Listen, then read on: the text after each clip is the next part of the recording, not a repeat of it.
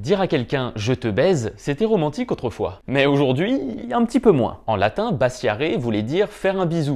D'ailleurs, c'est encore le cas de l'espagnol besar, de l'italien baciare et du portugais beijar. Il n'y a qu'en français que le verbe baiser est parti en couille. Bon, il faut dire que le baiser, qu'il soit sur la bouche, dans le cou ou ailleurs, sert souvent de prémisse à un rapport plus intime. Ainsi, dès le Moyen-Âge, le mot a glissé vers un sens sexuel. La poétesse Louise Labbé jouait sur cette ambiguïté en écrivant « baise-moi encore, rebaise-moi et baise ». Et puis, le temps passant, baiser est devenu presque exclusivement une manière grossière de dire faire l'amour. Résultat, le français a perdu son verbe qui voulait dire faire un bisou. Et il a bien fallu lui trouver un remplaçant. Or, c'est au verbe embrasser qu'on a confié ce rôle. Alors qu'étymologiquement, embrasser, ça veut dire prendre dans ses bras. Embrasser.